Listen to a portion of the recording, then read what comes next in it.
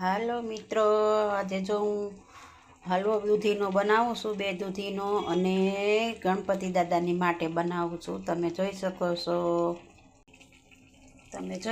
છો તો છે ને ગણપતિ દાદાનું તો નામ છે, પણ અમારે ધૈર્યના દાદા છે ને એને હલવો બહુ જ ભાવે છે.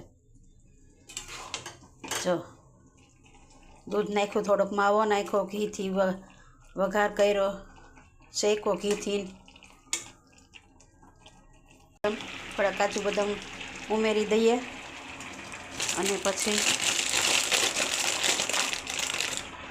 બદામને કાજુ.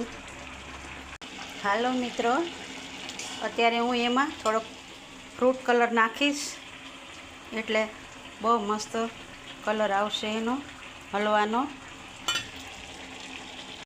હવે થઈ રહેવા આવ્યો છે, અને મને એવું લાગે છે કે થોડોક મોળો છે, કારણ કે હમણાં મેં લાડુળી બનાવી તો મારા બેનપણી એવું કહેતા હતા કે મોળી થઈ છે, તો થોડીક ખાંડ ઉમેરું. હજી થોડીક વાર લાગશે. બસ હવે થઈ જવા આવ્યો છે કે હું કાજુ બદામ સુધારી લઉં. ચાલો મિત્રો, જો હવે હલવો તૈયાર થઈ ગયો છે અમારો.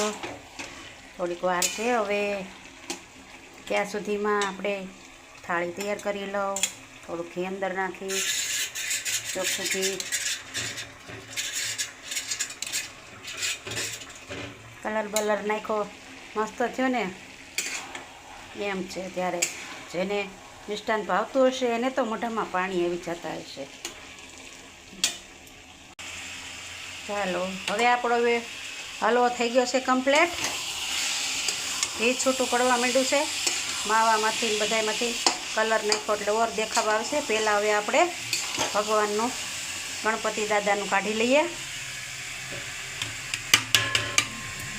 પહેલાં આપણે ગણપતિ દાદાનું કાઢી લઈએ.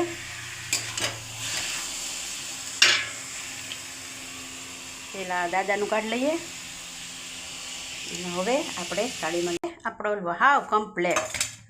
હવે કાજુ બદામ નાખી દઈએ ઉપરથી. મસ્ત આવી ગયા મોઢામાં પાણી એમ છે. ત્યારે કીધું તું ને મેં તમને કે દાદાનું તો નામ છે, એ આપણું કામ છે.